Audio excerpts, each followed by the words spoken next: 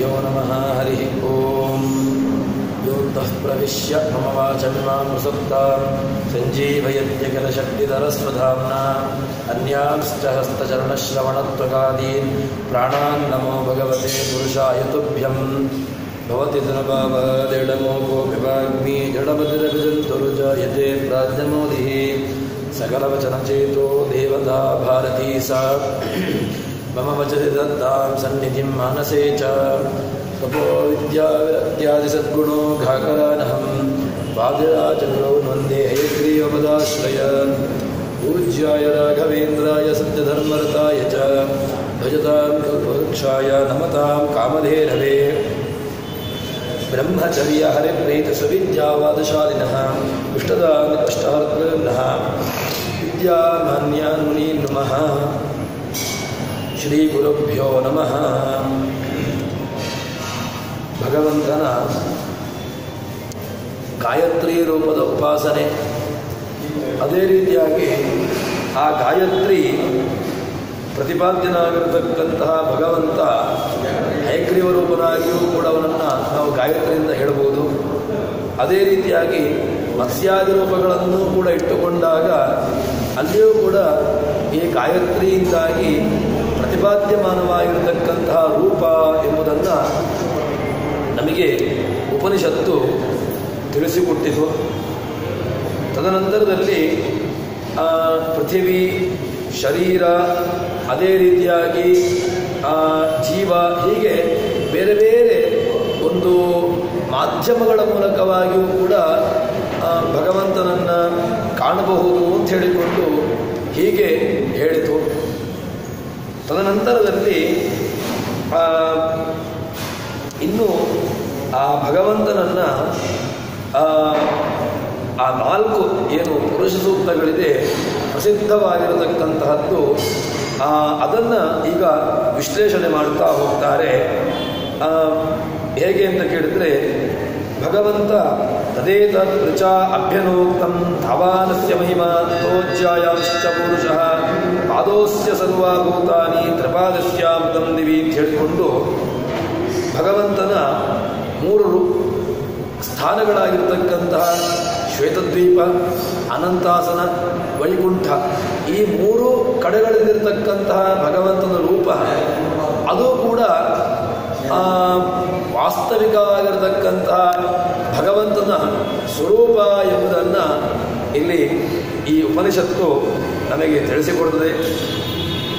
ತದನಂತರದಲ್ಲಿ ಆ ಭಗವಂತನನ್ನು ಎಲ್ಲ ಸಮಗ್ರವಾಗಿರತಕ್ಕಂತಹ ವ್ಯಾಪಿಸಿಕೊಂಡಿರತಕ್ಕಂತಹ ಭಗವಂತನ ಆ ಸ್ವರೂಪವನ್ನು ಹೇಳಿದ ಮೇಲೆ ಹೇಗಿದ್ದಾನೆ ಅಂತ ಕೇಳಿದಾಗ, ಯದ್ವೈ ಬ್ರಹ್ಮ ಇತೀದಂ ಯೋಯಂ ಬಹಿರ್ಧಾತ್ ಪುರುಷಾದಾಕಾಶ.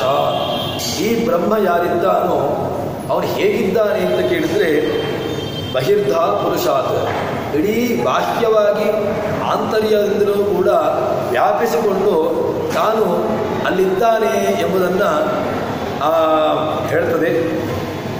ಹಾಗೆ ಆ ಭಗವಂತನ ಉತ್ಕೃಷ್ಟತ್ವವನ್ನು ಆ ಉಪನಿಷತ್ತು ಪ್ರತಿಪಾದನೆ ಮಾಡಿದ ಮೇಲೆ ನಮಗೆ ಅಲ್ಲಿ ಬ್ರಹ್ಮ ಬ್ರಹ್ಮ ಬ್ರಹ್ಮ ಅಂತ ಹೇಳಿಕೊಂಡು ಅಷ್ಟೇ ಶಬ್ದವನ್ನು ಹೇಳ್ತಾ ಬಂದಿದ್ದಾರೆ. ನಮಗೆ ಬ್ರಹ್ಮಶಬ್ದ ಅಂತ ಹೇಳಿದಾಗ ಇಲ್ಲಿ ವಾಸ್ತವಿಕವಾಗಿ ಬ್ರಹ್ಮಶಬ್ದವನ್ನು ಹೇಳಿದಾಗ ಇನ್ನಿತರ ಯಾವುದೋ ಒಂದು ಚತುರ್ಮುಖ ಬ್ರಹ್ಮನೋ ಅಥವಾ ಇನ್ನಿತರ ಯಾವುದೋ ಒಂದು ದೇವತೆಯೋ ಹೀಗಾಗಬಹುದಲ್ವಾ ಅಂತ ಹೇಳಿದಾಗ ಉಪನಿಷತ್ತೇ ನಮಗೆ ಅದಕ್ಕೆ ಅರ್ಥವನ್ನು ಕೊಡ್ತದೆ. ಏನು ಅಂತ ಕೇಳಿದ್ರೆ, ಬ್ರಹ್ಮಶಬ್ದ ಚ ಭಗವಾನ್ ಅಂತ. ನೀವು ಬ್ರಹ್ಮಶಬ್ದ ಅಂತ ಹೇಳಿದ ತಕ್ಷಣ ಆ ಬ್ರಹ್ಮಶಬ್ದ ಇರತಕ್ಕಂತಹದ್ದು ಅದು ಚತುರ್ಮುಖ ಬ್ರಹ್ಮನಲ್ಲಿ ಹೇಳುವಂತಹದ್ದಲ್ಲ. ಮತ್ತು ಆ ಬ್ರಹ್ಮಶಬ್ದವನ್ನು ಹೇಳಿದ್ರಿಂದಾಗಿ ಯಾರಲ್ಲಿ ಸಮಗ್ರವಾಗಿರತಕ್ಕಂತಹ ಐಶ್ವರ್ಯ, ವೀರ್ಯ, ಯಶಸ್ಸು, ಜ್ಞಾನ, ವಿಜ್ಞಾನ ಇವೆಲ್ಲವೂ ಕೂಡ ಯಾರಲ್ಲಿ ಪೂರ್ಣವಾಗಿ ಅವನ ಇದೆಯೋ ಅವರನ್ನು ನಾನು ಬ್ರಹ್ಮಶಬ್ದ ಅಂತ ಹೇಳಿಕೊಂಡು ಆ ಬ್ರಹ್ಮಶಬ್ದದಿಂದಾಗಿ ವಾಚ್ಯನಾಗಿದ್ದಾನೆ ಎಂಬುದಾಗಿ ಹೇಳ್ತದೆ ಅಂತ ಹೇಳಿಕೊಂಡು ಉಪನಿಷತ್ಕಾರರು ನಮಗೆ ಅದಕ್ಕೆ ಚಿಂತನೆಯನ್ನು ಕೊಡ್ತಾರೆ. ಎಲ್ಲ ಕಡೆಗಳಲ್ಲೂ ಕೂಡ. ಯಾಕೆಂದರೆ ನಮಗೆ ಬ್ರಹ್ಮಶಬ್ದ ಅಂತ ಹೇಳಿದ ತಕ್ಷಣ ನಮಗೆ ಮೊದಲಿಗೆ ಪ್ರತಿಭಟನಕ್ಕೆ ಬರತಕ್ಕಂತಹದ್ದು ಚತುರ್ಮುಖ ಬ್ರಹ್ಮ ಅಂತ ಹೇಳಿಕೊಂಡು, ಅಥವಾ ಚತುರ್ಮುಖ ಬ್ರಹ್ಮನಿಗಿಂತಲೂ ಕೂಡ ಈ ಬ್ರಹ್ಮಶಬ್ದವನ್ನು ಜೀವರಾಶಿಗಳಲ್ಲಿಯೂ ಕೂಡ ನಾವು ಬ್ರಹ್ಮ ಅಂತ ಹೇಳುವಂತಹದ್ದಿದೆ. ಅದಕ್ಕೋಸ್ಕರವಾಗಿ ಆ ಎಲ್ಲ ದೋಷಗಳನ್ನು ಪರಿಹಾರ ಮಾಡಿ ಅಲ್ಲಿ ನೀವು ತಿಳಿಸಿಕೊಡಬೇಕಾದ್ದು ಏನು ಅಂತ ಕೇಳಿದ್ರೆ, ಆ ಬ್ರಹ್ಮಶಬ್ದ ಇರತಕ್ಕಂತಹದ್ದು ಅದು ಭಗವಂತನದ್ದು ಮುಖ್ಯವಾಗಿ ಎಂಬುದನ್ನು ಇಲ್ಲಿ ನಮಗೆ ಉಪನಿಷತ್ತು ಹೇಳಿಕೊಡುತ್ತದೆ. ತದನಂತರದಲ್ಲಿ ಭಗವಂತನನ್ನು ಉಪಾಸನೆ ಮಾಡಬೇಕು. ಅದರಲ್ಲಿ ಮೊದಲಿಗೆ ಒಂದು ವಿಭಾಗವನ್ನು ಹೇಳಿದರು. ಹೇಗೆ ಅಂತ ಕೇಳಿದ್ರೆ, ಇಲ್ಲಿ ಪ್ರಾತಃಸವನ, ಸಾಯಂ ಸವನ, ಮಾಧ್ಯಂದಿನ ಸವನ ಅಂತ ಹೇಳಿಕೊಂಡು ಉಪಾಸನೆ ಅಂತ ಹೇಳಿದರು. ಅದನ್ನು ನಮ್ಮ ಉಪನಿಷತ್ಕಾರರು ಜೀವನಿಗೆ ಅದನ್ನು ಅನ್ವಯ ಮಾಡ್ತಾರೆ. ಹೇಗೆ ಅಂತ ಕೇಳಿದ್ರೆ, ನಮ್ಮ ಜೀವನವೂ ಕೂಡ ಒಂದು ರೀತಿಯಾಗಿ ಪ್ರಾತಃಸವನ, ಮಾಧ್ಯಂದಿನ ಸವನ ಮತ್ತು ಸಾಯಂ ಸವನ ಅಂತ ಹೀಗೆ ನಾವು ಮೂರು ಕಾಲದಲ್ಲಿ ನಾವು ಬದುಕ್ತಾ ಇರ್ತೇವೆ. ಆ 3 ಕಾಲಗಳನ್ನು ನಮ್ಮ ದೇಹದಲ್ಲಿಯೂ ಕೂಡ ಆಗತಕ್ಕಂತಹ ವ್ಯತ್ಯಾಸಗಳು, ಯಾವ ವರ್ಷದಿಂದ ಎಲ್ಲಿಯ ತನಕ ಯಾವ ರೀತಿಯಾಗಿರತಕ್ಕಂತಹ ಉಪಾಸನೆ ಎಂಬುದನ್ನು ಈ ಉಪನಿಷತ್ತುಕಾರರೇ ನಮಗೆ ಅದನ್ನು ತುಂಬ ವಿಸ್ತಾರವಾಗಿ ಅದನ್ನು ಹೇಳ್ತಾರೆ. ತದನಂತರದಲ್ಲಿ ಮುಖ್ಯವಾಗಿ ನಾವು ದೇವರನ್ನು ತಿಳ್ಕೊಂಡೆವು. ತದನಂತರದಲ್ಲಿ ತಿಳ್ಕೊಂಡ ಮೇಲೆ ಅದರಿಂದ ನಮಗೆ ಸಿಗತಕ್ಕಂತಹ ಫಲ ಏನು ಅಂತ ಕೇಳಿದ್ರೆ, ಅತಯತಪರೋ ದಿವೋ ಜ್ಯೋತಿರ್ದೀಪ್ಯತೆ ವಿಶ್ವತಃ ಪೃಷ್ಟೇಶು ಸರ್ವತಃ ಪೃಷ್ಟೇಶು ಅನುತ್ತಮೇಶು ಉತ್ತಮೇಶು ಲೋಕೇಶು ಅಂತ ಹೇಳಿಕೊಂಡು ನಮಗೆ ಉಪನಿಷತ್ತು ಹೇಳ್ತದೆ. ಏನರ್ಥ ಅಂತ ಕೇಳಿದ್ರೆ, ಇದರ ಎಲ್ಲ ಕಡೆಗಳಲ್ಲೂ ಕೂಡ ಅವನು ಪ್ರಕಾಶಮಾನನಾಗಿರ್ತಕ್ಕಂಥವನು ಅಂತ. ಅಲ್ಲಿ ಆ ಪ್ರಕಾಶಮಾನನಾಗಿರ್ತಕ್ಕಂತಹ ಭಗವಂತ ಹೇಗಿರ್ತಾನೆ ಅಂತ ಕೇಳಿದ್ರೆ, ಶ್ವೇತದ್ವೀಪ, ಅನಂತಾಸನ, ವೈಕುಂಠ ಈ 3 ಲೋಕಗಳಲ್ಲಿಯೂ ಕೂಡ ತಾನು ವ್ಯಾಪಿಸಿಕೊಂಡು ಅಲ್ಲಿ ತನ್ನ ಒಂದೊಂದು ರೂಪವನ್ನು ತಾನು ಇಟ್ಟುಕೊಂಡು ಅಲ್ಲಿ ವಿರಾಜಮಾನನಾಗಿರ್ತಾನೆ ಅಂತ ಹೇಳ್ತಾರೆ. ತದನಂತರದಲ್ಲಿ ಬ್ರಹ್ಮಲೋಕದಲ್ಲಿಯೂ ಕೂಡ ತನ್ನ ಒಂದು ವಿಶಿಷ್ಟವಾಗಿರತಕ್ಕಂಥ, ಯಾಕೆಂದರೆ ತಾನು ಒಂದು ಉಪಾಸನೆಯನ್ನು ಮಾಡಬೇಕು. ಸತ್ಯಲೋಕದಲ್ಲಿ ಇದ್ದುಕೊಂಡು ಬ್ರಹ್ಮದೇವರು, ಆ ಚತುರ್ಮುಖ ಬ್ರಹ್ಮದೇವರು ಅವರು ಒಂದು ಭಗವಂತನ ಒಂದು ರೂಪವನ್ನು ಉಪಾಸನೆ ಮಾಡಬೇಕು. ಅದೇ ರೀತಿಯಾಗಿ ರುದ್ರದೇವರು ಅವರು ತಮ್ಮ ಯೋಗ್ಯತಾನುಸಾರವಾಗಿ ಅವರು ಕೂಡ ಒಂದು ಭಗವಂತನ ವಿಶಿಷ್ಟವಾಗಿರತಕ್ಕಂತಹ ಒಂದು ಆ ಸ್ವರೂಪವನ್ನು ನೋಡಬೇಕು ಎಂಬಂತಹ ದೃಷ್ಟಿಯಿಂದಾಗಿ ಭಗವಂತ ಎಲ್ಲ ಕಡೆಗಳಲ್ಲೂ ಕೂಡ ತನ್ನ ಒಂದೊಂದು ವಿಶಿಷ್ಟವಾಗಿರತಕ್ಕಂತಹ ಅಂಶವನ್ನು ಅಲ್ಲಿ ಇಡ್ತಾನೆ ಎಂಬುದಾಗಿ ಹೇಳ್ತಾರೆ. ತದನಂತರದಲ್ಲಿ ಹೇಗೆ ನಾವು ಉಪಾಸನೆ ಮಾಡಬೇಕು ಅಂತ ಹೇಳಿದಾಗ, ಸರ್ವಂ ಖಲ್ವಿದಂ ಬ್ರಹ್ಮ ತಜ್ಜಲಂ ಶಾಂತೋಪಾಸೀತ ಅಂತ ಹೇಳಿಕೊಂಡು ನಮಗೆ ಉಪನಿಷತ್ತು ಹೇಳ್ತದೆ. ಎಲ್ಲ ಜೀವನ ಹೃದಯದಲ್ಲಿ ತಸ್ಯಾರ್ಧ ಶಿಖಾಯ ಮಧ್ಯೆ ಅಂತ ಹೇಳಿಕೊಂಡು ವೇದ ಹೇಳ್ತದೆ. ಆ ಹೃದಯದ ಮಧ್ಯ, ಹೃದಯದ ಶಿಖಾಭಾಗ ಅಂತ ಆ ಮುಖ್ಯ ಭಾಗದಲ್ಲಿ ಅವನು ಒಂದು ಜ್ಯೋತಿ ಸ್ವರೂಪದಿಂದಾಗಿ, ಒಂದು ರೀತಿಯಾಗಿರ್ತಕ್ಕಂಥ ಬೆಳಕಿನ ರೂಪದಿಂದಾಗಿ ಅವನಲ್ಲಿರ್ತಾನೆ ಅಂತ ಹೇಳ್ತಾರೆ. ಅಂತಹ ಆ ಬ್ರಹ್ಮ ಅವನು ಇಲ್ಲಿರ್ತಾನೆ ಅಂತ ಹೇಳಿದ್ರೆ ಎಲ್ಲರ ಜೊತೆಗೂ ಇರ್ತಾನೆ. ನಾವು ದೇವರು ಇಲ್ಲ ಅಂತ ಹೇಳಿಕೊಂಡು ಒಂದಾಡ್ತೇವೆ. ದೇವರು ಎಲ್ಲಿದ್ದಾನೆ ಅಂತ ಕೇಳಿದಾಗ ನಮಗೆ ಉಪನಿಷತ್ತು ಕೊಡುವಂತಹ ಉತ್ತರ ಏನು ಅಂತ ಕೇಳಿದ್ರೆ, ಜೀವನ ಅತ್ಯಂತ ಸಮೀಪನಾಗಿರತಕ್ಕಂಥವನು, ಜೀವನಿಗೆ ಅತ್ಯಂತ ಹತ್ತಿರದಲ್ಲಿರತಕ್ಕಂಥವನು ಯಾರು ಅಂತ ಕೇಳಿದ್ರೆ ಅದು ಭಗವಂತ ಅಂತ ಹೇಳಿಕೊಂಡು, ಭಗವಂತನಷ್ಟು ಹತ್ತಿರ ಇನ್ಯಾರೂ ಕೂಡ ಜೀವನ ಜೊತೆಗೆ ಇರಲಿಕ್ಕೆ ಸಾಧ್ಯ ಇಲ್ಲ ಎಂಬುದಾಗಿ ಹೇಳ್ತಾರೆ. ಇನ್ನು ತಾನು ಎಲ್ಲಿಯ ತನಕ ಅಂತ ಕೇಳಿದ್ರೆ, ಎಲ್ಲ ಆ ಪ್ರಳಯ ಕಾಲದಲ್ಲಿ ಮಲಗಿದ್ದಾಗಲೂ ಕೂಡ ಅವನು ಅಲ್ಲಿ ತಾನು ವಿಹಾರವನ್ನು ಮಾಡಿಕೊಂಡು ತನ್ಮೂಲಕವಾಗಿ ಲೀಲಾಜಾಲವಾಗಿ ಅಲ್ಲಿ ವ್ಯವಹಾರಾದಿಗಳನ್ನು ಮಾಡತಕ್ಕಂಥವನು ಎಂಬುದಾಗಿ ನಮಗೆ ಉಪನಿಷತ್ತು ಕೊಡ್ತದೆ. ಹೀಗೆ ಆ ಭಗವಂತನ ಚಿತ್ರಣವನ್ನು ಉಪನಿಷತ್ಕಾರರು ನಮಗೆ ಕೊಟ್ಟರು. ತದನಂತರದಲ್ಲಿ ಆ ಭಗವಂತನ ಎಲ್ಲಿಯ ತನಕ ಅಂತ ಹೇಳಿದರೆ ಅವನ ಹೇಗಿರ್ತಾನೆ ಎಂಬುದಕ್ಕೆ ಉಪನಿಷತ್ತು ನಮಗೆ ಕೊಡತಕ್ಕಂತಹ ಚಿಂತನೆ ಏಷಃ ಅಂತಃ ಅನಾತ್ಮ ಅಂತರ್ಹೃದಯ ಅಣೀಯಾನ್ ವ್ರೀಹಿರ್ವ ಯವಾದ್ವ ಸರ್ವಸರ್ಷಪಾದ್ವ ಶ್ಯಾಮಕಾದ್ವ ತಂಡುಲಾದ್ವ ಅಂತ ಹೇಳಿಕೊಂಡು ಅವನ ಸೂಕ್ಷ್ಮತ್ವವನ್ನು ಹೇಳಲಿಕ್ಕೆ ಹೊರಡ್ತದೆ. ಭಗವಂತ ಅಣೋರಣೀಯಾನ್ ಮಹತೋ ಮಹೀಯಾನ್ ಅಂತ ಅವನನ್ನು ಶ್ರುತಿಗಳು ಕೊಂಡಾಡ್ತದೆ. ಅಣುವಿಗೆ ಅಣುವಾಗಿ ಭಗವಂತ ಕಾಣ್ತಾನೆ.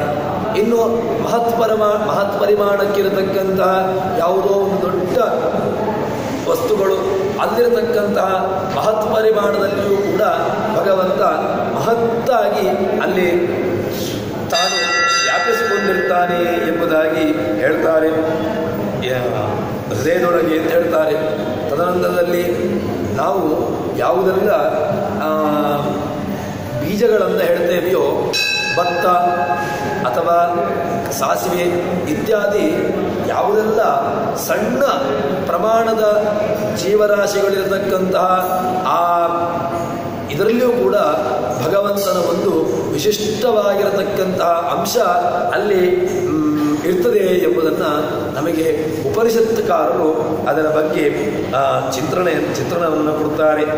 ಜ್ಯಾಯಾನ್ ಅಂತರಿಕ್ಷಾತ್ ಜ್ಯಾಯಾನ್ ದಿವಹ ಅಂತ. ಅವನು ಎಲ್ಲಿಯ ತನಕ ಅಂತ ಕೇಳಿದ್ರೆ ಎಲ್ಲಿಗಿಂತ ಉತ್ತಮ ಅಂತ ಕೇಳಿದ್ರೆ ಜ್ಯಾಯಾನ್ ಅಂತರಿಕ್ಷಾತ್, ಪೃಥ್ವಿ ಅಂತರಿಕ್ಷ ಸ್ವರ್ಗ ಇವೆಲ್ಲಕ್ಕಿಂತಲೂ ಕೂಡ ಅವನು ಮೀರಿ ನಿಲ್ತಾನೆ. ಇನ್ನು ಏಭ್ಯ ಲೋಕೇಭ್ಯ, ಎಲ್ಲ ಲೋಕಗಳು ಯಾವುದೆಲ್ಲ ಇದೆಯೋ, ಭೂವಾದಿ ಲೋಕಗಳು, ಭೂರಾದಿ ಲೋಕಗಳು, ಎಲ್ಲ ಲೋಕಗಳಿಂದಲೂ ಕೂಡ ಇವನು ಉತ್ಕೃಷ್ಟನಾಗಿ ಎತ್ತರದಲ್ಲಿರ್ತಾನೆ ಎಂಬುದನ್ನು ನಮಗೆ ಉಪನಿಷತ್ತು ತಿಳಿಸಿಕೊಡುತ್ತದೆ. ತದನಂತರದಲ್ಲಿ ಇಂತಹ ಭಗವಂತನನ್ನು ತಿಳ್ಕೊಂಡಂತಹ ಜ್ಞಾನಿ ಏನಾಗ್ತಾನೆ ಅಂತ ಕೇಳಿದಾಗ, ಸರ್ವಕರ್ಮ ಸರ್ವಕಾಮ ಸರ್ವಗಂಧ ಸರ್ವರಸ ಅಂತ ಹೇಳಿಕೊಂಡು ಸರ್ವಂ ಇದಂ ಅಭ್ಯಾತ್ತಃ ಅವಾಕ್ಯಾನಾದರಃ ಏಷ ಆತ್ಮ ಅಂತರ್ಹೃದಯ ಇದದ್ ಬ್ರಹ್ಮ ಅಂತ ಹೇಳಿಕೊಂಡು ಉಪನಿಷತ್ತು ಆ ಬ್ರಹ್ಮಜ್ಞಾನಿಗೆ ಸಿಗತಕ್ಕಂತಹ ಫಲವನ್ನು ಉಪನಿಷತ್ಕಾರರು ಕೊಡ್ತಾರೆ. ಹೇಗೆ ಅಂತ ಕೇಳಿದರೆ, ಅವನು ಎಲ್ಲ ಶುಭ ಕರ್ಮಗಳನ್ನು, ಶುಭ ಕಾಮ್ಯ ದ್ರವ್ಯಗಳನ್ನು, ಇನ್ನು ಗಂಧಾದಿ ರಸಗಳನ್ನು ಎಲ್ಲವನ್ನೂ ಕೂಡ ಅವನು ಭೋಗಿಸ್ತಾನೆ ಅಂತ. ಬ್ರಹ್ಮಜ್ಞಾನಿಯಾಗಿದ್ದಾನೆ. ಬ್ರಹ್ಮಜ್ಞಾನಿ ಆದದ್ರಿಂದಾಗಿ ಆ ಬ್ರಹ್ಮಜ್ಞಾನಿಯಾದವನು ಭಗವಂತನ ಒಂದು ವಿಶಿಷ್ಟವಾಗಿರತಕ್ಕಂತಹ ಒಂದು ವ್ಯವಸ್ಥೆಗೆ ಅವನು ಬಂದದ್ರಿಂದಾಗಿ ಅಥವಾ ಭಗವಂತನ ಅನುಗ್ರಹಕ್ಕೆ ಅವನು ಪಾತ್ರನಾದದ್ರಿಂದಾಗಿ ಅವನಿಗೆ ಎಲ್ಲ ಯಾವುದೆಲ್ಲ ಕಾಮನೆಗಳಿದೆಯೋ ಅದೆಲ್ಲವನ್ನೂ ಕೂಡ ಅವನು ಭೋಗಿಸ್ತಾನೆ. ತದನಂತರದಲ್ಲಿ ಆತ್ಮ ಅಂತರ್ಹೃದಯ, ಯಾರು ಅಂತಹ ಭಗವಂತನನ್ನು ಕಂಡಿರ್ತಾನೋ ಅವನು ತನ್ನ ಏತಂ ಅಮಿತಃ ಪ್ರೇತ್ಯ ಅಭಿಸಂಹಿತಾತ್ಮಾತೀತಿ ಸ್ಯಾತ್ ಅದ್ಧಾರಚೈಕಿತ್ಸಾತೀತಿ ಹಸ್ಮ ಶಾಂಡಿಲ್ಯ. ಭಗವಂತನನ್ನು ಕಂಡಿರತಕ್ಕಂತಹ ಯಾರು ಬ್ರಹ್ಮಜ್ಞಾನಿ ಇದ್ದಾನೋ ಅವನು ಮಿತಭಾಷಿಯಾಗಿರ್ತಾನೆ. ತಾನು ಯಾವುದನ್ನು ಎಷ್ಟು ಹೇಳಬೇಕು ಆ ರೀತಿಯಾಗಿ ಭಗವಂತನ ಬಗ್ಗೆ ತಾನು ಒಳಗಿಂದ ಒಳಗೇನೆ ಆ ಭಗವಂತನನ್ನು ಕಂಡು ತನ್ಮೂಲಕವಾಗಿ ಅವನನ್ನು ತಿಳಿದುಕೊಳ್ಳುವಂತಹ ವಿಷಯದಲ್ಲಿ ಮತ್ತಷ್ಟು ಅದರಲ್ಲಿ ತನ್ನ ಪ್ರವೃತ್ತಿಯನ್ನು ಮಾಡ್ತಾ ಇರ್ತಾನೆ ಅಂತ ಹೇಳಿಕೊಂಡು ಹೀಗೆ ಅದರ ಬಗ್ಗೆ ಆ ಭಗವಂತನನ್ನು ಕಾಡತಕ್ಕಂತಹ ಯಾರು ಜ್ಞಾನಿ ಇದ್ದಾನೋ ಅವನಿಗೆ ಈ ರೀತಿಯಾಗಿರತಕ್ಕಂತಹ ಅನುಗ್ರಹವಾಗಿದೆ ಎಂಬುದಾಗಿ ಉಪನಿಷತ್ಕಾರರು ಅದಕ್ಕೆ ಉತ್ತರವನ್ನು ಕೊಡ್ತಾರೆ. ತದನಂತರದಲ್ಲಿ ಅವನು ಗಂಧಾದಿಗಳನ್ನು ಎಲ್ಲ ಅಚಿತವಾಗಿರತಕ್ಕಂತಹ ಗಂಧಾದಿಗಳನ್ನು ಆ ಘ್ರಾಣಾದಿಗಳ ಮೂಲಕವಾಗಿಯೂ ಕೂಡ ತಾನು ತಿಳ್ಕೊಳ್ತಾನೆ ಎಂಬುದಾಗಿ ಅದನ್ನು ಹೇಳ್ತಾರೆ. ಹೀಗೆ ತಿಳ್ಕೊಂಡಿರತಕ್ಕಂತಹ ಬ್ರಹ್ಮಜ್ಞಾನಿ ಅವನು ಭಗವಂತನನ್ನು ಹೊಂದುತ್ತಾನೆ ಎಂಬುದಾಗಿ ಅದಕ್ಕೆ ಉತ್ತರವನ್ನು ಕೊಡ್ತಾರೆ. ತದನಂತರದಲ್ಲಿ ಆ ಭಗವಂತನಿಗೆ ಇಂತಹ ಭಗವಂತನಿಗೆ ಒಂದು ಆಶ್ರಯವಾಗಿರತಕ್ಕಂತಹ ಶರೀರ ಯಾವುದು ಅಂತ ಕೇಳಿದರೆ ಆ ಶರೀರ ಅದನ್ನು ಹೇಳ್ತಾರೆ. ಭಗವಂತನಿಗೆ ಆಶ್ರಯವಾಗಿರತಕ್ಕಂತಹ ಶರೀರ ಸ್ಥಾನದಲ್ಲಿರತಕ್ಕಂತಹದ್ದು ಈ ಜಗತ್ತು ವಿಶ್ವ ಎಂಬುದಾಗಿ ಅದಕ್ಕೆ ಉತ್ತರವನ್ನು ಕೊಡ್ತಾರೆ. ಅಂತರಿಕ್ಷೋದರ ಕೋಶ ಬಹಿ ಭೂಮಿರ್ಬುದ್ಧ ನಜೀರ್ಯತಿ ದಿಶೋಖ್ಯಸ್ಯ ಸಕ್ತಯ ಅಂತ ಹೇಳಿಕೊಂಡು ಅವನಿಗೆ ಶರೀರದ ಸ್ಥಾನದಲ್ಲಿರತಕ್ಕಂತಹದ್ದು ಈ ವಿಶ್ವ ಎಂಬುದನ್ನು ಭಗವಂತ ದೊಡ್ಡ ಒಂದು ವ್ಯಾಪಿಸಿಕೊಂಡಿರತಕ್ಕಂಥವನು. ಆ ವ್ಯಾಪಿಸಿಕೊಂಡಿರತಕ್ಕಂತಹ ಭಗವಂತನಿಗೆ ಶರೀರ ಸ್ಥಾನದಲ್ಲಿ ಈ ಜಗತ್ತಿದೆ ಅಂತ ಹೇಳ್ತಾರೆ. ಈ ಜಗತ್ತು ಅವನ ಇದರಲ್ಲಿರುವಂತಹದ್ದು, ಅವನ ಹಿಡಿತಲ್ಲಿರುವಂತಹದ್ದು. ಹೇಗಿರ್ತದೆ ಅಂತ ಕೇಳಿದರೆ, ಭಗವಂತ ಯಾವುದಕ್ಕೆಲ್ಲ ಆಶ್ರಯ ಅಂತ ಕೇಳಿದರೆ ಅವನ ಉದರದಲ್ಲಿ ಅಂತರಿಕ್ಷ ಲೋಕಕ್ಕೆ ಆಶ್ರಯವನ್ನು ಕೊಟ್ಟಿದ್ದಾನೆ. ತದನಂತರದಲ್ಲಿ ಅವನು ಪಾದದಲ್ಲಿ ಭೂಮಿಯನ್ನು ತನ್ನ ಪಾದದಲ್ಲಿ ಇಟ್ಟುಕೊಂಡಿದ್ದಾನೆ. ತದನಂತರದಲ್ಲಿ ದಿಕ್ಕುಗಳನ್ನು ತನ್ನ ಭುಜಗಳಿಗೆ ಸರಿಯಾಗಿ ಭುಜಗಳಿಗೆ ಆಶ್ರಯ ಭುಜಗಳಲ್ಲಿ ದಿಕ್ಕುಗಳನ್ನು ಆಶ್ರಯವನ್ನಾಗಿ ಇರಿಸಿಕೊಂಡಿದ್ದಾನೆ. ತದನಂತರದಲ್ಲಿ ಶಿರಸ್ಸಿನಲ್ಲಿ ದ್ವಿಲೋಕವನ್ನು ತಾನಿಟ್ಟುಕೊಂಡಿದ್ದಾನೆ. ಹೀಗೆ ಎಲ್ಲ ಲೋಕಗಳನ್ನು ಎಲ್ಲಿಟ್ಟುಕೊಂಡಿದ್ದಾನೆ ಅಂತ ಹೇಳಿದ್ರೆ ತನ್ನ ಒಂದು ಶರೀರದಲ್ಲಿ ಇಡೀ ಲೋಕಗಳಿಗೆ ಆಶ್ರಯಭೂತನಾಗಿ ಲೋಕದಲ್ಲಿರತಕ್ಕಂತಹ ಜೀವರಾಶಿಗಳಿಗೆ. ಯಾಕೆಂದರೆ ಕೇವಲ ಲೋಕಕ್ಕೆ ಮಾತ್ರ ಅವನು ಆಶ್ರಯವಲ್ಲ, ಮತ್ತೆ ಲೋಕದಲ್ಲಿರತಕ್ಕಂತಹ ಸಮಸ್ತ ವಿಧವಾಗಿರತಕ್ಕಂತಹ ಜೀವರಾಶಿಗಳಿಗೂ ಕೂಡ ಅವನು ಆಶ್ರಯನಾಗಿ ಅಲ್ಲಿ ಇರ್ತಾನೆ ಎಂಬುದನ್ನು ನಮಗೆ ಉಪನಿಷತ್ತುಕಾರರು ಅದನ್ನು ಉತ್ತರ ಕೊಡ್ತಾರೆ. ಇಡೀ ಜಗತ್ತು ಆಶ್ರಿತ ಕೋಶೋ ವಸುಧಾನ ವಿಶ್ವಮಿದಂ ಶ್ರಿತಂ. ಯಾರಲ್ಲಿ ಆಶ್ರಿತವಾಗಿದೆ? ವಿಶ್ವಂ ಇದಂ ಭಗವತಿ ಭಗವಂತನಲ್ಲಿ ಎಲ್ಲ ಈ ಜಗತ್ತುಗಳು ಕೂಡ ಆಶ್ರಿತವಾಗಿದೆ ಎಂಬುದನ್ನು ಹೇಳ್ತಾರೆ. ಇನ್ನು ಆ ಭಗವಂತನ ಆ ದಿಕ್ಕುಗಳನ್ನು ಆಶ್ರಯವಾಗಿ ಎಲ್ಲಿ ಕೊಟ್ಟಿದ್ದಾನೆ ಅಂತ ಕೇಳಿದರೆ ತಾನು ಬಾಹುಗಳಲ್ಲಿ ಆ ದಿಕ್ಕುಗಳಿಗೆ ಆಶ್ರಯನಾಗಿ ಕೊಟ್ಟಿದ್ದಾನೆ ಅಂತ ಹೇಳ್ತಾರೆ. ಆ ದಿಕ್ಕುಗಳಲ್ಲಿ ಬಾಹುಗಳಿಗೆ ಆಶ್ರಯವಾಗಿ ಕೊಟ್ಟಿರೋದ್ರಿಂದಾಗಿ ಅದನ್ನು ಎಲ್ಲಿ ತನಕ ಹೇಳ್ತಾರೆ ಅಂತ ಕೇಳಿದರೆ ಅದನ್ನು ವಿವರಣೆಯನ್ನು ಮಾಡ್ತಾರೆ. ಹೇಗೆ ಅಂತ ಕೇಳಿದರೆ ಅವನು ಒಂದು ಬಲಭಾಗದಲ್ಲಿರತಕ್ಕಂತಹ ಪೂರ್ವ ದಿಕ್ಕಿಗೆ ಅವನು ಒಂದು ಬಾಹು ಆಶ್ರಯವಾಗಿದೆ. ಪದದಲ್ಲಿ ಪಶ್ಚಿಮ ದಿಕ್ಕಿನಲ್ಲಿರತಕ್ಕಂತಹ ಎಡಭಾಗದಲ್ಲಿರತಕ್ಕಂತಹ ಬಾಹು ಪಶ್ಚಿಮ ದಿಕ್ಕಿಗೆ ಆಶ್ರಯವಾಗಿದೆ. ಹೀಗೆ ಎಲ್ಲ ಆಶ್ರಯ. ಯಾಕೆಂದರೆ ದಿಕ್ಕುಗಳು ಅಂತ ಹೇಳಿದ್ರೆ ನಾವು ದಿಕ್ಕುಗಳು ಅಂತ ಹೇಳಿದ್ರೆ ದಿಕ್ಕುಗಳಿಗೂ ಆಶ್ರಯ. ಅದೇ ರೀತಿಯಾಗಿ ದೇವತೆಗಳಿಗೂ ಅಭಿಮಾನಿ ದೇವತೆಗಳಿಗೂ ಕೂಡ ಭಗವಂತ ಆಶ್ರಯನಾಗಿ ತನ್ನಲ್ಲಿ ಇರಿಸಿಕೊಂಡಿದ್ದಾನೆ ಎಂಬುದನ್ನು ನಮಗೆ ಉಪನಿಷತ್ತುಕಾರರು ಅದಕ್ಕೆ ಉತ್ತರವನ್ನು ಕೊಡ್ತಾರೆ. ಹೀಗೆ ಈ ಜಗತ್ತಿಗೆ ಆಶ್ರಯ ಸ್ಥಾನ ಯಾವ ರೀತಿಯಾಗಿ ಭಗವಂತನ ಒಂದು ವಿಶ್ವರೂಪದಲ್ಲಿ ಅವನ ಶರೀರ, ಆ ಶರೀರದಲ್ಲಿ ಹೇಗೆಲ್ಲ ತನ್ನ ಆ ದೇವತೆಗಳು ಅಥವಾ ದಿಕ್ಕುಗಳು ದಿಗ್ದೇವತೆಗಳು ಅವರೆಲ್ಲರೂ ಕೂಡ ಆಶ್ರಯವನ್ನು ಪಡೆದುಕೊಂಡಿದ್ದಾರೆ ಎಂಬುದನ್ನು ಹೇಳ್ತಾರೆ. ಹೀಗೆ ಹೇಳಿದ ನಂತರ ತದನಂತರದಲ್ಲಿ ಆ ಹಿಂದೆ ಹೇಳಿರ್ತಕ್ಕಂತಹ ಸಂಕ್ಷಿಪ್ತವಾಗಿರತಕ್ಕಂತಹ ಒಂದು ವಿಷಯವನ್ನು ಸ್ವಲ್ಪ ವಿಸ್ತಾರವಾಗಿ ಅದನ್ನು ಹೇಳಲಿಕ್ಕೆ ಆರಂಭ ಮಾಡ್ತಾರೆ. ಅದು ಯಾವುದು ಅಂತ ಕೇಳಿದ್ರೆ ಪುರುಷೋ ವಾವಯಜ್ಞ. ನಮ್ಮ ಪುರುಷ ವಾವಯಜ್ಞ. ಈ ಪುರುಷ ಅದೊಂದು ರೀತಿಯಾಗಿರತಕ್ಕಂತಹ ಯಜ್ಞ ಅಂತ ಹೇಳ್ತಾರೆ. ಹೇಗೆ ಈ ಜೀವ ತಾನು ತನ್ನ ಈ ಜೀವನವನ್ನು ಭಗವತ್ ಪೂಜಾರ್ಥಕವಾಗಿರತಕ್ಕಂತಹ ಒಂದು ಜೀವನ, ಅದಕ್ಕೆ ಮೀಸಲಾಗಿರತಕ್ಕಂತಹ ಒಂದು ಯಜ್ಞ ಎಂಬುದನ್ನು ಯೋಚನೆ ಮಾಡಬೇಕಂತೆ. ವಾಸ್ತವಿಕವಾಗಿ ಒಬ್ಬ ಜೀವನ ಆಶ್ರಯ ಎಷ್ಟು, ಅವನಿಗೆ ಇರತಕ್ಕಂತಹ ಕಾಲ ಎಷ್ಟು ಅಂತ ಕೇಳಿದ್ರೆ ಹೇಳ್ತಕ್ಕಂತಹದ್ದು ಪುರಾಣಗಳು ಹೇಳತಕ್ಕಂತಹದ್ದು ಅವನಿಗೆ 112 ವರ್ಷ ಅಂತ ಎಂಬುದನ್ನು ಅವನಿಗೆ ಹೇಳ್ತಾರೆ. ಅದರಲ್ಲಿ ಭಾಗವತ ನಮಗೊಂದು ಬೇರೆ ಚಿತ್ರವನ್ನು ಕೊಡ್ತದೆ. ನಿದ್ರಯ ಕ್ರಿಯತೆ ನಕ್ತಂ ಅಂತ ಹೇಳಿಕೊಂಡು ಅಲ್ಲೆಲ್ಲ ಅವರು ನಮ್ಮ ಜೀವನದ ಭಾಗಗಳು ಯಾವ ರೀತಿಯಾಗಿ ವ್ಯರ್ಥವಾಗಿ ಹೋಗುತ್ತದೆ ಅಂತ ಹೇಳಿಕೊಂಡು ಅಲ್ಲೊಂದು ರೀತಿಯಾಗಿರತಕ್ಕಂಥ ಒಂದು ಚಿತ್ರಣವನ್ನು ಕೊಡ್ತಾರೆ. ನಮ್ಮ ಆರಂಭದ ಭಾಗ ಅದು ನಿದ್ರೆ ಮಾಡುವ ಮೂಲಕವಾಗಿ ಅಲ್ಲೇ ಹೋಗಿಬಿಡ್ತದೆ. ಅಂದರೆ ರಾತ್ರಿ ಭಾಗ ಅಂತ ಹೇಳಿಕೊಂಡು ನಿದ್ರೆಯಲ್ಲಿ ಹೋಗಿಬಿಡ್ತದೆ. ಇನ್ನು ಕೆಲವು ಭಾಗ ಆರಂಭದ ಭಾಗಗಳು ಅದು ಬಾಲ್ಯಾವಸ್ಥೆಯಲ್ಲಿ ಯಾವುದೇ ರೀತಿಯಾಗಿರತಕ್ಕಂಥ ಧರ್ಮ ಕರ್ಮ ಇತ್ಯಾದಿಗಳ ಜ್ಞಾನ ಇಲ್ಲ. ಆದ್ದರಿಂದಾಗಿ ಇದೆಲ್ಲ ಬೇಡ ಅಂತ ಹೇಳಿಕೊಂಡು ಅಲ್ಲಿ ನಮ್ಮ ಅರ್ಧ ಜೀವನ ಹೋಗಿಬಿಡ್ತದೆ. ತದನಂತರದಲ್ಲಿ ಇನ್ನೊಂದು ಅರ್ಧ ಜೀವನ ಯವನಾವಸ್ಥೆಯಲ್ಲಿ ಅಧ್ಯಯನ ಮಾಡತಕ್ಕಂಥವರು ಅದರಿಂದ ಅಥವಾ ಇನ್ನಿತರವಾಗಿರತಕ್ಕಂಥವರು ಇನ್ನಿತರ ಯಾವುದೋ ಒಂದು ತನ್ನ ಹೆಂಡತಿ ಮಕ್ಕಳು ಈ ರೀತಿಯಾಗಿರತಕ್ಕಂತಹ ವ್ಯವಸ್ಥೆಯಲ್ಲಿ ತನ್ನ ಅರ್ಧ ಜೀವನ, ಹೀಗೆ ಒಂದೊಂದು ರೀತಿಯಾಗಿರತಕ್ಕಂತಹ ಜೀವನದ ಪಾಲನ್ನು ಅಲ್ಲಿ ಮಾಡ್ತಾ ಹೋಗ್ತಾರೆ.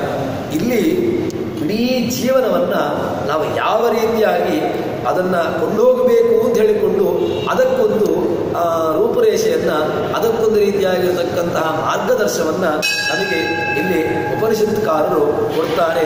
ಅದು ಹೇಗೆ ಅಂತ ಕೇಳಿದರೆ, ಈಗ 116 ವರ್ಷ ಅಂತ ನಮಗೆ ಉಪನಿಷತ್ತು ಕೊಡತಕ್ಕಂತಹ ಎಷ್ಟು ಅಂತ ಕೇಳಿದರೆ 116 ವರ್ಷ ಒಬ್ಬ ಜೀವರಾಶಿಯ ಆಯುಷ್ಯ ಕಾಲ ಅಂತ ಹೇಳಿಕೊಂಡು ಹೇಗೆ ಹೇಳ್ತಾರೆ.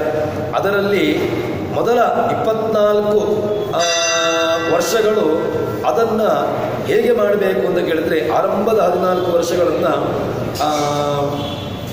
ಯಾವುದೇ ಒಂದು ಜ್ವರಾದಿಗಳು ಅಥವಾ ಪ್ರಾರ್ಥನಾ ರೂಪವಾಗಿರಬೇಕು ಅಂತ ಹೇಳ್ತಾರೆ.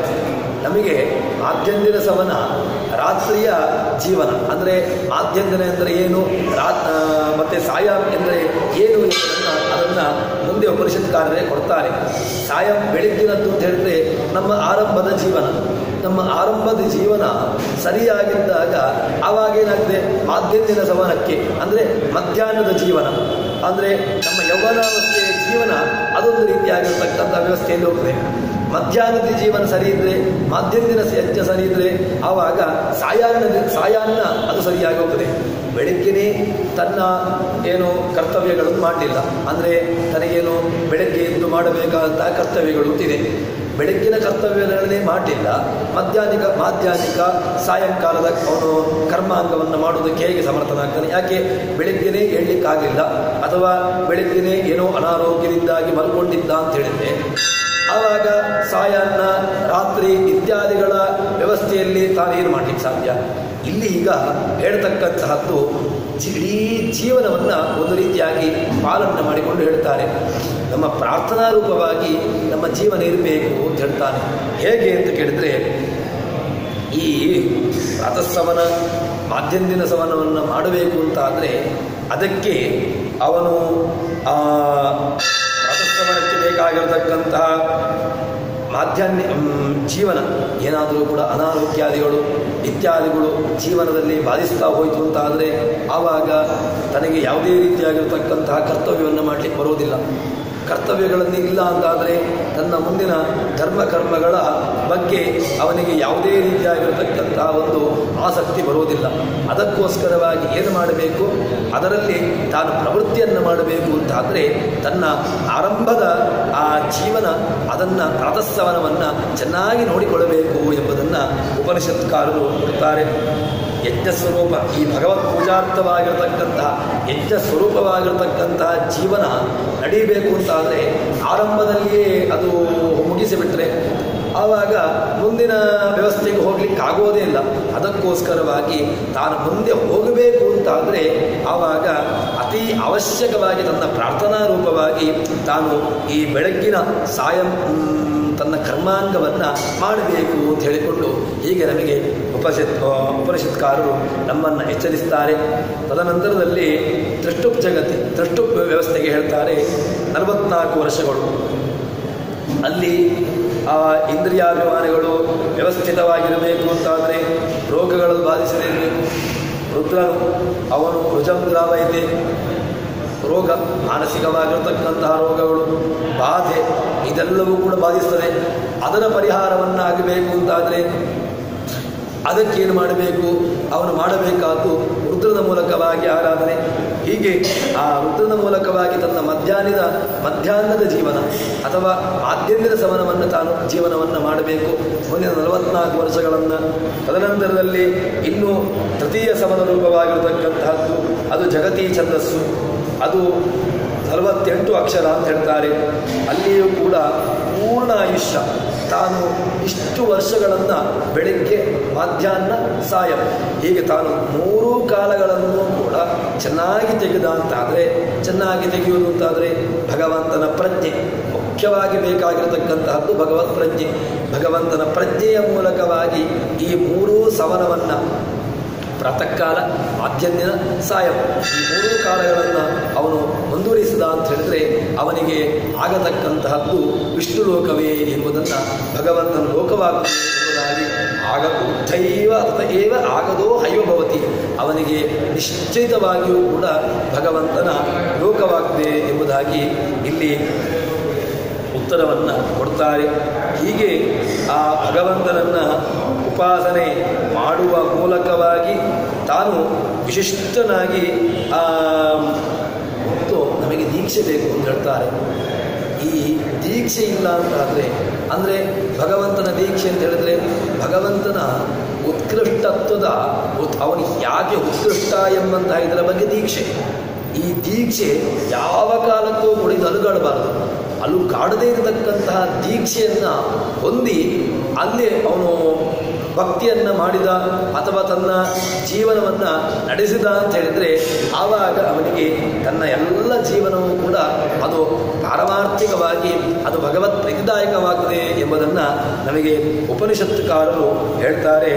ತದನಂತರದಲ್ಲಿ ಇದನ್ನು ನಮಗೆ ಬೇರೆ ಬೇರೆ ಉಪನಿಷತ್ತುಗಳು ಕೂಡ ಐತರೇಯೋಪನಿಷತ್ತು, ಇನ್ನು ಕೇನೋಪನಿಷತ್ತು, ತೈತರೀಯ ಹೀಗೆ ಎಲ್ಲ ಉಪನಿಷತ್ತುಗಳು ಕೂಡ ಕಂಡಿರತಕ್ಕಂತಹ ಋಷಿಗಳು ಅವರು ಭಗವಂತನನ್ನು ಕಂಡು ಭಗವಂತನನ್ನು ಕಾಣಲಿಕ್ಕೆ ಅದಕ್ಕಿಂತ ಪೂರ್ವವಾಗಿ ಈ ವೇದಾದಿಗಳ ಉಪನಿಷತ್ತುಗಳ ಮೂಲಕವಾಗಿ ಅವರನ್ನು ಉಪಾಸನೆ ಮಾಡಿ ತನ್ಮೂಲಕವಾಗಿ ಆ ಭಗವಂತನನ್ನು ಸಾಕ್ಷಾತ್ಕರಿಸಿಕೊಂಡಿರತಕ್ಕಂಥವರು ಎಂಬುದನ್ನು ನಮಗೆ ತಿಳಿಸಿಕೊಡ್ತದೆ. ಹೀಗೆ ಭಗವಂತನನ್ನು ಕಂಡಾಗ ಏನಾಗ್ತದೆ ಅಂತ ಕೇಳಿದಾಗ ಉಪನಿಷತ್ತೇ ಅದನ್ನು ಬಿಡಿಸಿಕೊಡ್ತದೆ. ಯಾಕೆಂದರೆ ನಮಗೆ ಯಾರ್ಯಾರೋ ಹೇಳಿದರೆ ನಮಗೆ ಪ್ರಮಾಣ ಅಂತ ನಮಗೆ ನಂಬಲಿಕ್ಕಾಗೋದಿಲ್ಲ. ಭಗವಂತನನ್ನು ಕಂಡಿರತಕ್ಕಂಥವನಿಗೆ ಏನಾಗ್ತದೆ ಎಂಬುದನ್ನು ಉಪನಿಷತ್ತೇ ಸ್ಪಷ್ಟವಾಗಿ ಬಿಡಿಸಿ ಹೇಳಿಬಿಟ್ರೆ ಆವಾಗ ಭಗವಂತನನ್ನು ನೋಡಬೇಕೋ ಬೇಡವೋ ಅಥವಾ ಭಗವಂತನನ್ನು ಉಪಾಸನೆ ಮಾಡಬೇಕೋ ಬೇಡವೋ ಎಂಬಂತಹ ಗೊಂದಲಕ್ಕೆ ನಮಗೆ ಒಂದು ಪೂರ್ಣವಾಗಿರತಕ್ಕಂಥ ವಿರಾಮ ಸಿಕ್ಕಿದಾಗ್ತದೆ.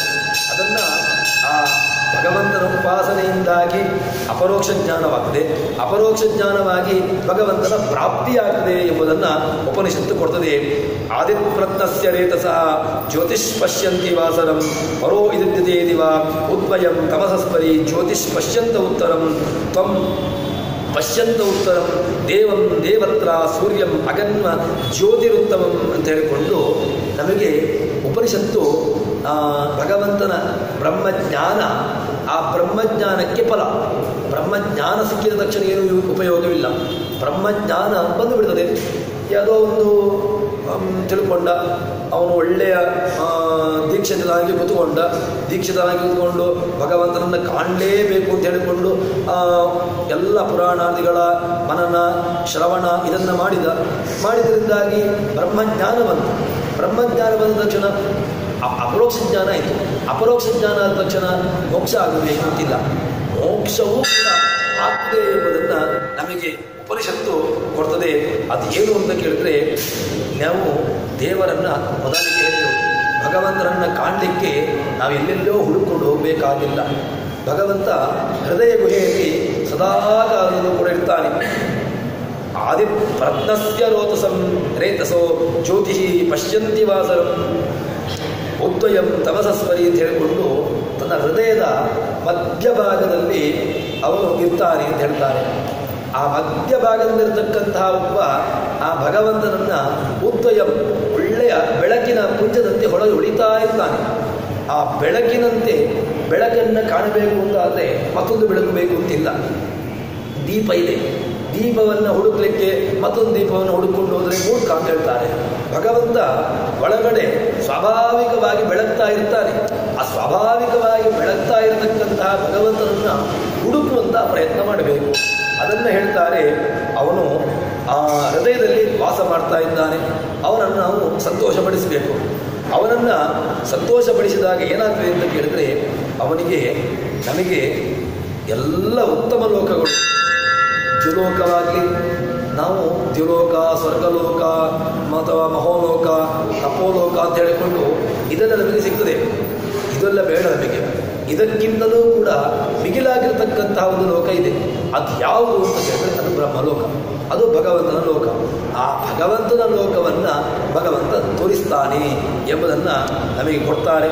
ಹೀಗೆ ಆ ಆನಂದ ರೂಪಗಳಾಗಿರ್ತಕ್ಕಂತಹ ಭಗವಂತನನ್ನು ನಾವು ನೋಡಿದ್ರಿಂದಾಗಿ ನಾವು ತಮಸ್ಸಿನಿಂದ ಮೇಲೆ ಬಂದಿದ್ದೇವೆ. ಉದ್ವಯಂ ತಮಸಸ್ಮರಿ ಜ್ಯೋತಿಷ್ಪಶ್ಯಂತ ಉತ್ತರಂ. ಒಳ್ಳೆಯ ಭಗವಂತನನ್ನು ನೋಡಿದ್ರಿಂದಾಗಿ ನಾವು ತಮಸ್ಸಿಗೆ ಬೀಳುವವರಿದ್ವಿ. ತಮಸ್ಸಿಗೆ ಬೀಳುವವರಿದ್ವಿ ಅಂತ ಹೇಳಿದ್ರೆ ಭಗವಂತನನ್ನು ನೋಡತಕ್ಕಂಥವ್ರು ಯಾರು ಕೂಡ ತಮಸ್ಸಿಗೆ ಹೋಗುವುದಿಲ್ಲ. ಆದರೂ ಕೂಡ ನಮ್ಮ ಸಾಧನೆ ಕಮ್ಮಿ ಆಗಿದ್ದಾಗ ತಮಸ್ಸಿಗೆ ಹೋಗಬೇಕು ಅಂತಿಲ್ಲ, ಸ್ವರ್ಗಾದಿಗಳಿಗೂ ಕೂಡ ಹೋಗ್ಲಿಕ್ಕಾಗ್ತದೆ. ಸ್ವರ್ಗಾದಿಗಳು ಅದು ನಮ್ಮ ಪರ್ಮನೆಂಟ್ ಅಡ್ರೆಸ್ ಅಲ್ಲ. ನಮಗೆ ಯಾವತ್ತೂ ಕೂಡ ಯಾವುದು ಮುಖ್ಯ ಬೇಕು ಅಂತ ಕೇಳಿದ್ರೆ ನಮಗೆ ಒಂದು ಪರ್ಮನೆಂಟ್ ಅಡ್ರೆಸ್ ಬೇಕು. ಪರ್ಮನೆಂಟ್ ಅಡ್ರೆಸ್ ಯಾವುದು ಅಂತ ಕೇಳಿದ್ರೆ ಅದು ಭಗವಂತನ ಲೋಕ. ಆ ಪರ್ಮನೆಂಟ್ ಅಡ್ರೆಸ್ಸನ್ನು ಹುಡುಕಿದಾಗ ಅದನ್ನು ನಾವು ಆಶ್ರಯಿಸಿದಾಗ ನಾವು ಭಗವಂತನ ಲೋಕಕ್ಕೆ ಹೋಗ್ಲಿಕ್ಕಾಗ್ತದೆ ಎಂಬುದಾಗಿ ಅದನ್ನು ಉಪನಿಷತ್ಕಾರರು ಕೊಡ್ತಾರೆ. ಅಂತಹ ಜ್ಯೋತಿಸ್ವರೂಪನಾಗಿರ್ತಕ್ಕಂತಹ ಸೂರ್ಯ ಅಂತ ಹೇಳ್ತಾರೆ. ಸೂರ್ಯ ಅಂತ ಹೇಳಿದ್ರೆ ಏನು? ಸೂರ್ಯಭಿ ಗಮ್ಯತ್ವಾತ್ ಸೂರ್ಯ. ಏನು ಸೂರ್ಯಭಿ?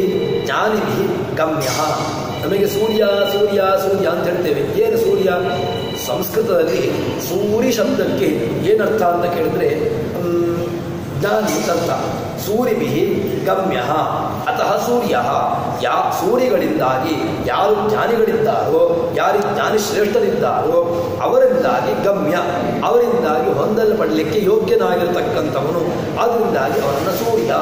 ನಾವು ಈ ರೀತಿಯಾಗಿ ನೋಡಿದಾಗ ಭಗವಂತ ನಮ್ಮಲ್ಲಿರ್ತಕ್ಕಂತಹ ಅಂಧಕಾರ, ನಮ್ಮಲ್ಲಿರ್ತಕ್ಕಂತಹ ತಮಸ್ಸು ಅದನ್ನು ದೂರ ಮಾಡ್ತಾನೆ. ತನ್ಮೂಲಕವಾಗಿ ನಮ್ಮನ್ನು ಕೂಡ ಅವನ ಲೋಕಕ್ಕೆ ಭಗವಂತ ಕರೆಸಿಕೊಳ್ತಾನೆ ಅಂತ ಹೇಳಿಕೊಂಡು ಇದು ದೊಡ್ಡ ಬ್ರಹ್ಮಜ್ಞಾನವನ್ನು ಪಡೆದಿರತಕ್ಕಂಥವನು ಯಾವ ಕಾಲಕ್ಕೂ ಕೂಡ ಅವನು ಕೆಳಗಿನ ಲೋಕಕ್ಕೆ, ಅಂಧಂತಮಸ್ಸಿಗೆ, ಅಧೋ ಲೋಕಕ್ಕೆ ಹೋಗೋದಿಲ್ಲ ಎಂಬುದನ್ನು ಹೀಗೆ ಅದನ್ನು ತೋರಿಸಿಕೊಡ್ತಾರೆ.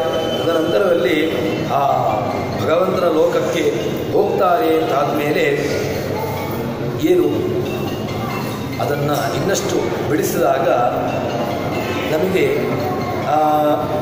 ಮನಸ್ಸು, ವಾಗೀಂದ್ರಿಯ ಇಲ್ಲಿರ್ತಕ್ಕಂತಹ ಒಂದೊಂದು ಸ್ವಲ್ಪ ಚಿತ್ರಣವನ್ನು ನಮಗೆ ಉಪನಿಷತ್ಕಾರರು ಕೊಡ್ತಾರೆ. ವಾಗೀಂದ್ರಿಯ, ಅಧ್ಯಾತ್ಮ, ಅಧಿದೈವ ಹೀಗೆಲ್ಲ ಅಲ್ಲಿರತಕ್ಕಂತಹ ದೇವತೆಗಳನ್ನು ಉಪಾಸನೆ ಮಾಡಬೇಕು ಅಂತ ಹೇಳ್ತಾರೆ. ಹೇಗೆ ಅಂತ ಕೇಳಿದರೆ ಈಗ ಮೊದಲಿಗೆ ಅವರು ತೆಗೆದುಕೊಂಡಿರತಕ್ಕಂತಹದ್ದು ಒಂದು ಮೊದಲಿಗೆ ವಾಗೀಂದ್ರಿಯದ ಮೂಲಕವಾಗಿ ಮನೋಬ್ರಹ್ಮೇತ್ಯುಪಾಸೀತ, ವಾಗ್ಬ್ರಹ್ಮೇತ್ಯುಪಾಸೀತ.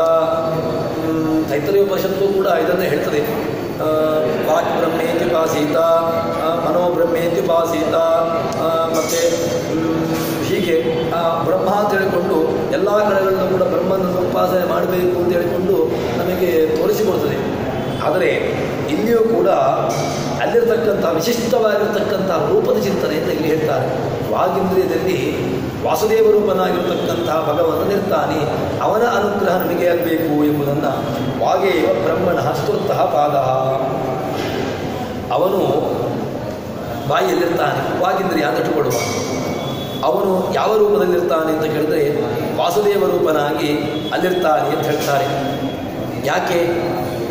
ಇದೇ ನಮಗೆ ಈ ಮಾತಿನ ಮೂಲಕವಾಗಿ ಅದನ್ನು ಕೃಷ್ಣ ಹೇಳುವಾಗ ಮನೆಯೋ ಮನುಷ್ಯನ ಕಾರಣಂ ಬದ್ಧ ಮೋಕ್ಷಯೋ ಅಂತ ಅಲ್ಲಿ ಹೇಳ್ತಾನೆ. ಇನ್ನೊಂದು ಇದೇ ಮಾತು ನಮಗೆ ಬಂಧನಕ್ಕೂ ಕಾರಣವಾಗ್ತದೆ, ಇದೇ ಮಾತು ನಮ್ಮ ಬಿಡುಗಡೆಗೂ ಕಾರಣವಾಗ್ತದೆ ಅಂತ ಹೇಳಿಕೊಂಡು ಒಬ್ಬ ಸುಭಾಷಿತಕಾರನು ಕೂಡ ನಮ್ಮ ಮಾತು ಯಾವ ರೀತಿಯಾಗಿ ಹಿಡಿತದಲ್ಲಿರಬೇಕು ಎಂಬುದನ್ನು ಅವನು ಎಚ್ಚರಿಕೆ ಕೊಟ್ಟಿರ್ತಾರೆ. ಅದೇ ರೀತಿಯಾಗಿ ಉಪನಿಷತ್ಕಾರರು ಕೂಡ ಅದಕ್ಕೊಂದು ಒಳ್ಳೆಯ ವ್ಯವಸ್ಥೆಯನ್ನು ಕೊಡ್ತಾರೆ. ಅದೇನು ಅಂತ ಕೇಳಿದರೆ ಈ ಭಗವಂತನ ಮಾತು ತಿಳ್ಕೊಳ್ಳುವ ಅಥವಾ ಅವನ ಮಾತು ಇಟ್ಟುಕೊಂಡಾಗ ತಪತಿ ಜ್ಯೋತಿಷ ಭಾತಿ ತಪತಿ ಚ. ಇದು ಮಾತು ಭಾತಿ ಬಾದೀಪ್ತ ಒಳ್ಳೆಯ ಪ್ರಕಾಶಮಾನವಾಗಿದೆ ಅಂತ ಹೇಳ್ತಾರೆ. ಅಯ್ಯೋ, ಮಾತಿನಲ್ಲಿ ಪ್ರಕಾಶಮಾನತ್ವ ಯಾಕೆ ಬಂತು ಅಂತ ಕೇಳಿದರೆ, ಯಾವುದೋ ಒಂದು ಒಳ್ಳೆಯ ಮಾತು, ಯಾವುದು ಒಳ್ಳೆಯ ಮಾತು? ಭಗವಂತನ ವಿಚಾರವಾಗಿರತಕ್ಕಂತಹ ಮಾತುಗಳನ್ನು ಇಟ್ಟುಕೊಳ್ಳುವ, ಭಗವತ್ಪರವಾಗಿರತಕ್ಕಂತಹ ಮಾತುಗಳು, ಭಗವತ್ಪರವಾಗಿರತಕ್ಕಂತಹ ಚಿಂತನೆಗಳು, ಅದನ್ನು ನಾವು ಮಾತಿನ ಮೂಲಕವಾಗಿ ಹೇಳಿದಾಗ ಏನಾಯಿತು? ತದ್ಭಾತಿ. ಅದರಿಂದಾಗಿ ಪೂರ್ಣವಾಗಿ ನಮ್ಮ ಜೀವನ ಅದು ಪ್ರಕಾಶಮಾನವಾಗ್ತದೆ. ಇನ್ನೊಂದು, ಇದೇ ಮಾತು ತಪತಿಚ, ತಪಸಂತಾಪಿ ಅಂತ ಧಾತು. ಸಂತಾಪಿ ಅದು ಸುಡ್ತದೆ. ಯಾರನ್ನು ಸುಡ್ತದೆ ಅಂತ ಕೇಳಿದಾಗ, ಮಾತು ಒಬ್ಬನನ್ನು ಅವನಿಗೆ ಹಿತಕಾರಿಯಾದಾಗ ಅದು ಅವನಿಗೆ ಸರಿ ಅಂತ ಅನಿಸ್ತದೆ. ಇಲ್ಲ, ಅದನ್ನು ಇನ್ನೊಬ್ಬನಿಗೆ ನೋವಾಯಿತು ಅಂತ ಹೇಳಿದರೆ ಅದರಿಂದಾಗಿ ಏನೋ ದೊಡ್ಡ ಕೋಲಾಹಲವೇ ಆಗುವಂತಹ ಸಂದರ್ಭಗಳಿರ್ತದೆ. ಒಬ್ಬನಿಂದಾಗಿ ಮನಸ್ಸು ಅವನಿಗೆ ಬೇಜಾರಾಯಿತು, ಮನಸ್ಸಿಗೆ ಅಥವಾ ಯಾವುದೋ ಒಂದು ರೀತಿಯಾಗಿರ್ತಕ್ಕಂಥ ವ್ಯವಸ್ಥೆ ಆಯಿತು ಅಂತಾದರೆ ಅದರಿಂದ ಸುಡತಕ್ಕಂತಹದ್ದು ಆಗ್ತದೆ. ಹೀಗೆ ಆ ಮಾತು ಭಾತಿ ತಪತಿಚ ಈ ಎರಡೂ ಕೂಡ ಮಾತಿನಲ್ಲಿ ಉಂಟು, ವಾಗೀಂದ್ರಿಯದಲ್ಲಿ ಉಂಟು. ಈ ವಾಗೀಂದ್ರಿಯದಲ್ಲಿರ್ತಕ್ಕಂತಹ ಭಗವಂತ ಏನು ಮಾಡ್ತಾನೆ ಅಂತ ಕೇಳಿದರೆ ಪ್ರಕಾಶಿಸ್ತಾನೆ. ದುಷ್ಟರಿಗೆ ಏನು ಮಾಡ್ತಾನೆ ಅಂತ ಕೇಳಿದರೆ ಸುಡ್ತಾನೆ. ಅಗ್ನಿಯ ರೀತಿಯಲ್ಲಿ ಅವನು ಸುಡುವಂತೆ ಇರ್ತಾನೆ ಎಂಬುದಾಗಿ ಹೇಳ್ತಾರೆ.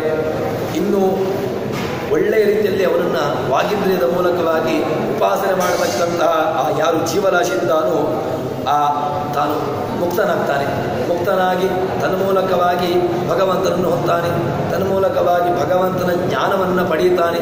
ಭಗವಂತನನ್ನ ಜ್ಞಾನವನ್ನು ಪಡೆದಿರತಕ್ಕಂಥವನಿಗೆ ಅವನು ಜ್ಞಾನದಿಂದಾಗಿ ಸುಖದ ಮೂಲಕವಾಗಿ ಅವನಿಗೆ ಈ ಎಲ್ಲ ಅಜ್ಞಾನಾದಿ ದೋಷಗಳು, ಅಜ್ಞಾನ ಇಲ್ಲ ಅಂತ ಆದಮೇಲೆ ನೇರವಾಗಿ ಭಗವಂತನ ಲೋಕ, ತಾನು ನೇರವಾಗಿ ಭಗವಂತನನ್ನು ಹೊಂದುತ್ತಾನೆ ಎಂಬುದನ್ನು ಹೀಗೆ ಆ ವಾಗೀಂದ್ರಿಯದ ಮೂಲಕವಾಗಿ ಉಪಾಸನೆ ಮಾಡತಕ್ಕಂಥವರಿಗೆ ಹೇಳ್ತಾರೆ.